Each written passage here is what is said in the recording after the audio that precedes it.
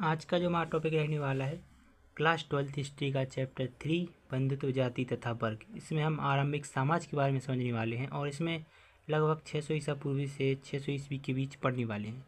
तो ये चैप्टर जो कि हमने पिछले वीडियो में पढ़ चुके हैं। अब आज का जो हमारा टॉपिक रहने वाला है जाति और सामाजिक गतिशीलता। अब जाति क्या होती है, मतलब जो कि आरंभिक समाज में जो जाति रही होंगी, विभिन्न प्रकार के लोग रहे होंगे। जाति सामाजिक गतिशीलता मतलब समाज में जो भी विभिन्न प्रकार की जाति वर्ग के लोग रहे होंगे उनमें क्या गतिशीलता थी, क्या मतलब आदान प्रदान था उनका, कैसा समाज था वह। तो ये जटिलता समाज के वर्गीकरण के लिए शास्त्रों में प्रयुक्त एक और शब्द जाति से स्पष्ट होता है कि ब्राह्मणी सिद्धांत में वर्ण की तरह जाति भी जन्म पर आधारित हुआ करती थी। तो ब्राह्मण सिद्धांत के अनुसार वहाँ की जो जाति हुआ करती थी वर्ण के आधार पर ही होती थी, मतलब जन्म के आधार पर वहाँ की जाति का निर्धारण होता था कि वह व्यक्ति कौन सी जाति का है। किंतु वह जहाँ मात्र 4 थे वहीं जातियाँ की कोई निश्चित संख्या नहीं थी।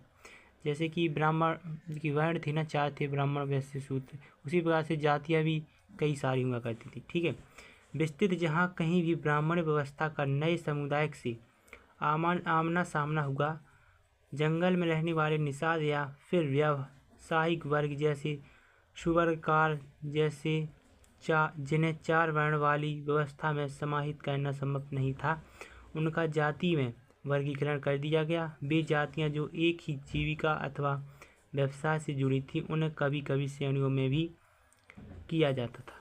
अब क्या था, जो जाति और सामाजिक गतिशीलता थी ना आरंभिक समाज के समय, तो उसमें क्या होता था कि जो ब्राह्मण सिद्धांत में वर्ण की तरह जो ब्राह्मण जो कि सिद्धांत जिसमें वर्ण होते थे 4, उसी प्रकार से वहाँ पर जातियाँ भी कई प्रकार की हुआ करती थी, जो कि हर लोग अलग अलग प्रकार की जातियों के समूह के लोग वहाँ पर रहते थे। ठीक है, तो क्या होता था वहाँ पर जो जंगल में रहने वाले निषाद और फिर व्यावसायिक वर्ग जैसे सुरकार जैसे 4 वर्ण वाली व्यवस्था में समाहित करना संभव नहीं था, उनका जाति में वर्गीकरण कर दिया था। मतलब जो वहाँ के लोग थे ना, उनको वर्ण में अगर अधिकार नहीं था वर्ण में रहने का, तो उनको कई सारी जातियों में बांट दिया था। ठीक है, तो कई सारी जातियों में उन्हें बांट दिया था। ठीक है, हालांकि इन समुदायों में इतिहास का लेखा जोखा हमें कम ही प्राप्त होता है, मतलब इतिहास हमें कम जो कि इन लोगों के बारे में बताता है। किंतु कुछ अवसाद जैसे कि मंदसौर मध्य प्रदेश से मिला अभिलेख लगभग 5वीं शताब्दी ईस्वी, जिसमें रेशम के बुनकरों की एक ऐसी श्रेणी का वर्णन मिलता है जो मूलतः लाट गुजरात प्रदेश के निवासी थे और वहां से मंदसौर चले गए, जिसे उस समय दसपुर के नाम से भी जाना जाता है। किसको? मंदसौर को। यह कठिन यात्रा उन्होंने अपने बचपन और संबंधों में की थी। अब जो कि मंदसौर था ना, मतलब एक जगह थी ना मंदसौर जो कि मध्य प्रदेश में पड़ता है, और इसमें अभिलेख लगभग 5वीं शताब्दी ईस्वी तक इसमें अभिलेख मिले थे और रेशम के बुनकरों की एक श्रेणी का वर्णन भी मिलता है। और लाट जो कि गुजरात के उत्तर प्रदेश के निवासी थे, लाट एक व्यक्ति थे जो कि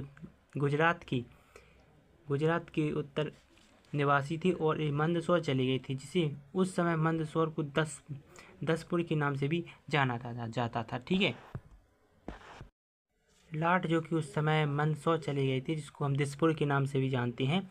तो उन्होंने वहाँ की राजा की महानता के बारे में सुना था और वे उसके राज्य में बसना चाहती थी, और जो कि मंदसौर चले गए थे, वहाँ के जो कि राजा थे उनके बारे में, उनकी महानता के बारे में समझा और वहाँ पर उन्होंने बसने का निर्णय किया। ठीक है, यह अभिलेख जटिल सामाजिक प्रक्रिया की झलक देता है।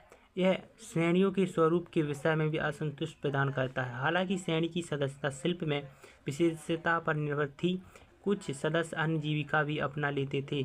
इस अभिलेख से यह भी ज्ञात होता है कि सदस्य एक व्यवसाय के अतिरिक्त और चीज़ों में भी सहभागी होते थे। सामूहिक रूप से उन्होंने शिल्प कर्म से अर्जित धन को सूर्य देवता के सम्मान के मंदिर बनवाने पर खर्च किया। मतलब जो भी सिक्के बरामद हुए थे, अभिलेख जो भी बरामद हुए थे, वहाँ से ज्ञात होता है कि वहाँ के जो सामूहिक जो कि शिल्प कर्म हुआ करते थे, उन्होंने जितना भी धन एकत्रित किया सूर्य देवता के समान मंदिर बनवाने के लिए दान में दे दिया था। ठीक है,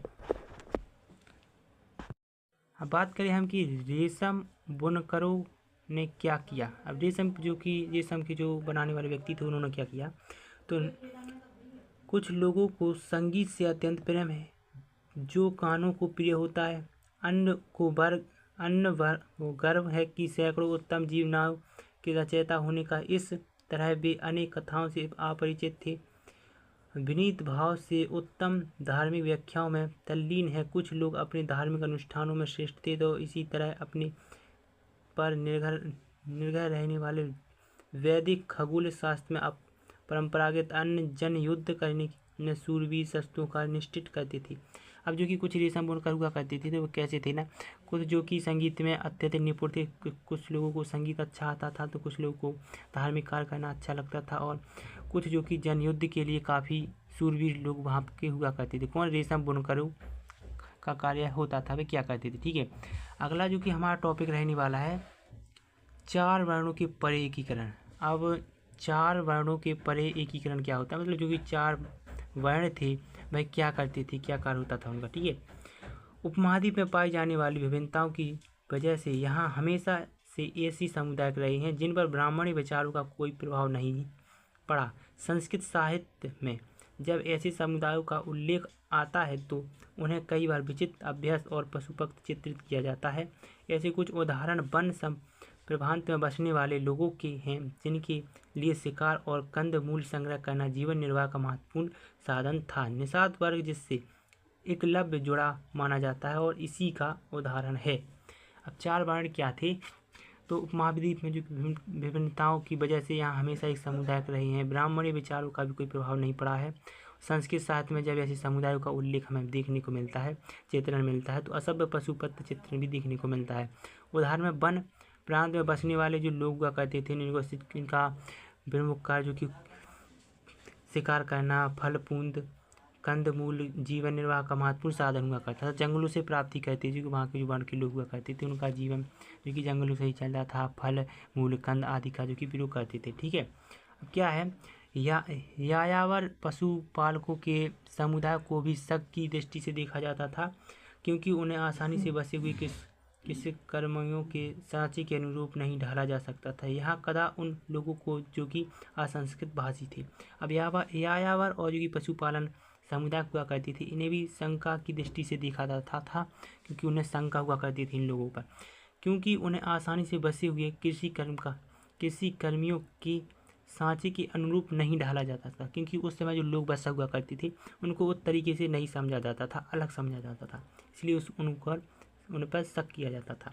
ठीक है, अगला टॉपिक है हमारा 4 वर्णों के परि अधीनता और संघर्ष। पहले था 4 वर्णों के परि एकीकरण, अब है 4 वर्णों के परि अधीनता और संघर्ष। अधीनता मतलब आसपास अधीनता है, और संघर्ष भी कई सारा हुआ है। ठीक है, 4 वर्णों में तो ब्राह्मण कुछ लोगों को वर्ण व्यवस्था वाली सामाजिक प्रणाली के बाहर मानते थे। कुछ जो ब्राह्मण थे ना, सामाजिक प्रणाली के बाहर भी हुआ करते थे। साथ ही उन्होंने समाज के कुछ वर्गों का आस्पद घोषित कर सामाजिक व्यवस्था को और अधिक प्रखर बनाया। ब्राह्मणों का यह मानना था कि कुछ कर्म खासतौर से वे जो अनुष्ठानों के समाधान से जुड़े थे, पुनीत और पवित्र जो कि अनुष्ठानों संप्रदाय से जुड़े थे। अतः अपने को पवित्र बनाने वाले लोग अस्पृश्यता से भोजन नहीं स्वीकार करते थे। अपवित्रता से मतलब अपवित्रता के इस पहलू के ठीक विपरीत कुछ कार्य ऐसे थे जिन्हें खासतौर से दूषित माना जाता था। श्रवों की अत्यदृष्ट और मृत पशुओं को छूने वालों को चंडाल कहा जाता, जो कि पशु होते थे मृत व्यक्ति को छूने वाले, जो कि चंडाल कहलाते थे उस समय, और उन्हें वर्ण व्यवस्था वाले समाज में सबसे निम्न कोटि पर रखा जाता था।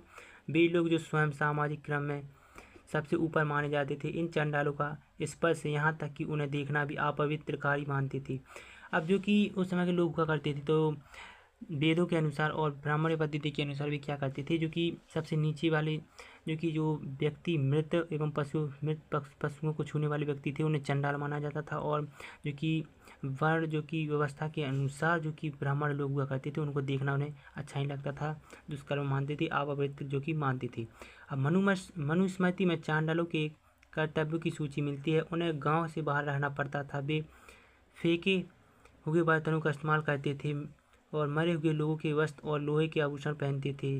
रात्रि में वे गांव और नगरों में चल फिर नहीं सकते थे। संबंधियों में बहीन मृतकों की उन्हें नगरों में चल फिर नहीं सकते थे, और संबंधियों से बहीन मृतकों की उन्हें अत्यंत करनी पड़ती थी तथा वहित के रूप में भी कार्य करना पड़ता था। चीन से आए बौद्ध भिक्षु का भी रियास, जो कि लगभग 5वीं शताब्दी ईस्वी का कहना है कि अस्पृश्यता को सड़क पर चलते हुए करताल बजाकर अपने होने की सूचना देनी पड़ती थी, जिससे अन्य जिन लोग देखने के लिए दूर से बच जाएं। और एक और चीनी यात्री सत्य लगभग 7वीं शताब्दी ईसा पूर्व से कहता है कि विधित और सफाई करने वाले को नगर से बाहर रहना पड़ता था। अब्राह्मणिक ग्रंथों में चित्रित चंडालों के जीवन का विश्लेषण करके इतिहासकारों ने यह जानने का प्रयास किया है कि क्या चंडालों ने शास्त्रों में निर्धारित करने वाले हीन जीवन को स्वीकार कर लिया है। यदा कदा इन ग्रंथों के चित्रण और ब्राह्मणी ग्रंथ में हुए चित्रण के समान, परंतु कभी कभी हमें यह भिन्न सामाजिक अवास्तविकता भी संकेत करती है। तो अब क्या है कि मनुस्मृति में जो कि चांडाल का जो प्रमुख कर्तव्य हुआ करता था, जो कि लाशों को दफनाना, मृत व्यक्ति को दफनाना, और उनका जो कार्य हुआ करता था मनुस्मृति के अनुसार चांडाल जो कि नगरों में घूम फिर नहीं सकते थे। अगर नगरों में घूमे फिरें तो उनको कुछ ऐसा करके आना था जिससे कि गाँव वालों को संकेत मिल सके कि ये आ रहे। तो चांडाल जो उस समय हुआ करती थी, तो उन्हें अस्पृश्यता रखा जाता था, गांव से अलग रखा जाता था, उनका कार्य अलग होता था। गांव में आते थे, कुछ बजाते हुए आते थे, मतलब उन्हें सबसे निम्न कोटि का समझा जाता था। तो आप इसमें देख सकते हैं। आज की वीडियो में इतना ही। तो मिलते हैं अगले पार्ट में। आपको वीडियो पसंद आए हो तो लाइक, सब्सक्राइब और कमेंट जरूर कीजिएगा।